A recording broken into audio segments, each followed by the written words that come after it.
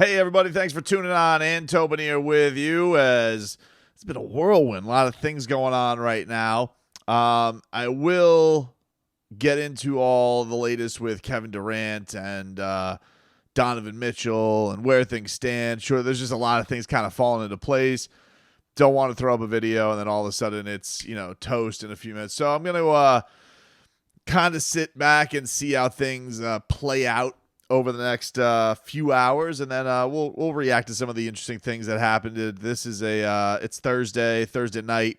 I did want to get into something that was really non-KD, non-Donovan Mitchell related, but I think one of the more important things for the Heat, and especially if they don't get Donovan Mitchell or Kevin Durant, and even if they do, and that is some comments that were made by Heat big man Bam Adebayo. Bam was out in Las Vegas.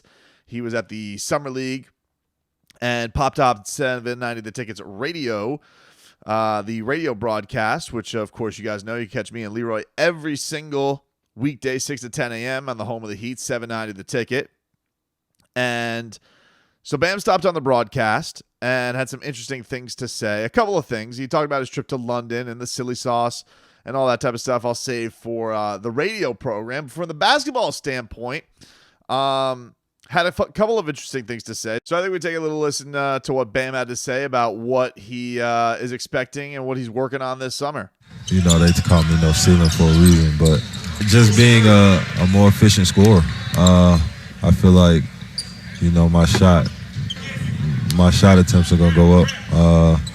The guys want the ball in my hand. They want me to score more. So, my job is really easy this summer.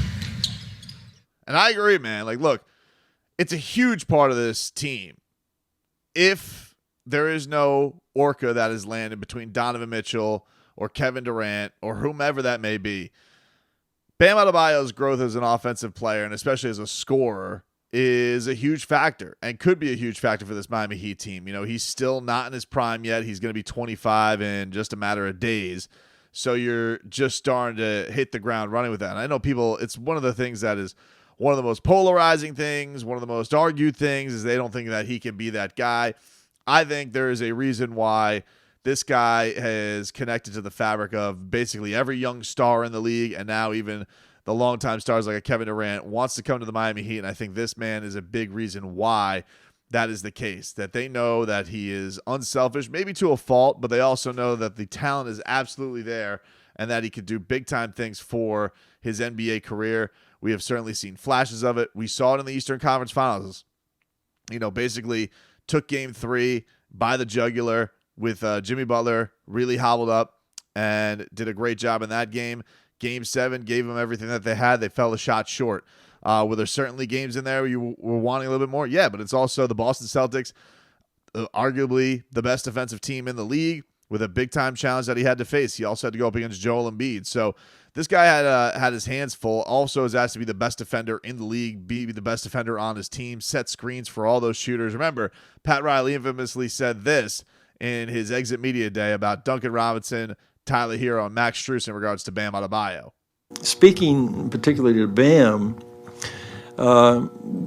he's been asked to do a lot of things, as a young player, and he has grown into being very efficient at doing these things. So, it's almost that learning curve of being a facilitating big, either at the elbow, on handoffs, on pick and rolls, or whatever he's doing. He's always getting somebody open. Duncan should pay him half his check. Tyler should pay him half his check. Max should pay him half his check. I mean, you don't realize what he does to get people open. And a lot of that has to do with how other teams are playing him because they're dropping way back and we can get that shot. But maybe we look for that a little bit too much. This could be a year, and Spo and I'll sit down and talk about it, about how can Bam be developed in a way to improve his consistent shot ability every night, getting 15 shots every night, and quality shots, that he can get, that he can create, whether it's in the post, whether it's the elbow or whatever. He can be very prolific at times, but it can't always just be on effort, on running, on offensive rebounds, on lob dunks. on little floaters. I do think there's a part of him that can grow, and so that's dependent a little bit on your overall offensive philosophy and how much you want to change that. But I think you're right. I think there's another level at his age now that we need more consistency in his ability to get good shots, create good shots for himself and us, and score. But we have slowly seen that this is a thing that he is working on. I think the thing that, if you were to look to anything in Bam's game where you would want it to see a little bit of growth, is still be aggressive. And we've seen definitely a growth in cover with that mid-range game. He teased a little bit the three-point shot this summer where he was in the UK. And like, who's here, who's shooting threes? And it was Bam Adebayo.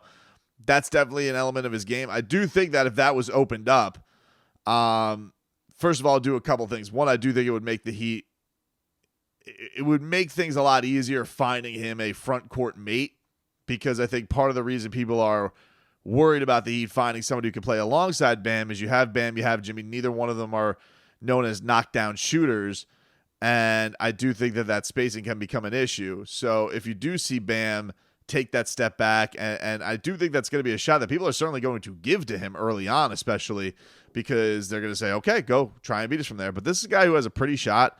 I think that I would like to see what he could do with that element, use some of this regular season to retool, tinker some things. I mean, look, Brook Lopez basically spent an entire wasted season in Brooklyn just shooting threes, and revitalized his career. Bam's not even there yet as far as a guy who needs to revitalize his career, but this could certainly send it in another direction. Chris Bosh the same way, was known as this just prolific mid-range guy, and then all of a sudden with the Heat just started taking that shot a couple steps back, and it became a huge weapon for him. People would say, like, Chris Bosh would be the perfect big man counterpart to Bam Adebayo. But the thing I think I would really love to see from him, if he could get to a level where we're starting to see Bam Adebayo really put his head down and start getting to the rim, even more so, I think that would be a huge element, because I do think that he's a hard guy to corral. I think he has that quickness that is really, really hard for guys to get. So whereas you have a guy like Bam who's like getting to the line, and it has gone up. It's gone from like 5 free throws, 5.5 free throws, 6 free throws a game. I think for him, if he could get that element to another one, if he could get to 7, 7.5, if he could get to 8, that would be huge. And then you saw in the playoffs, there was a dip there where he was only get to the free throw line about 4 times a game. That certainly needs to be a place where I think we see Bam always being able to go to that tool. We see that with Jimmy Butler. You see a guy like Jimmy, and he is getting to the free throw line 8 times a game. He's one of the league leaders. That does not change in the postseason. He is still that guy who gets to the free throw line a ton, and in some cases it goes up even more. He always has that bag of tricks to go to. And I think for Bam, being able to force that issue on the referee, being able to use his quickness against certain bigs, and then certainly recognize when he has size advantages on other guys, is some things that I would like to see him take advantage of, because I do think you see a guy who really, really at certain points when he gets a full steam, he's really good at handling the basketball. He's really good in the open court and super dangerous.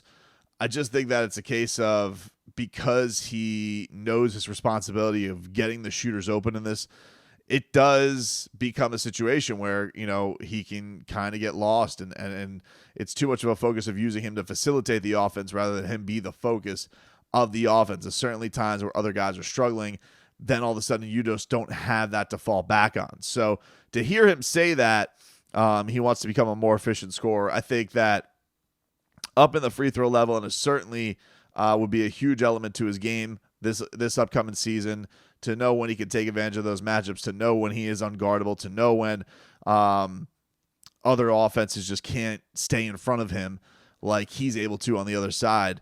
And if he does do that, I just think it unlocks an unbelievable amount of things for this Miami Heat team. And I think that even without an acquisition of a whale, I think if he is able to add that dynamic to his game, you're talking about having your own whale and your own damn aquarium and own damn ocean. Like, that is where this guy is at. He's already the best defender in the league. Wherever you want to put him, maybe some of you charlatans want to go out there and put him top 3, whatever. They didn't even put him first team all defense, these clown acts who are going out there and voting for these things. But for that offensive game, everyone's going to focus on a three-point shot. I certainly would love to see it, especially from time to time. Maybe him and Jimmy get that $500 competition going again. That would certainly be fun. Now you're on the plus side of his bet. Yeah. Hey, bro. Tell him, bring me my money.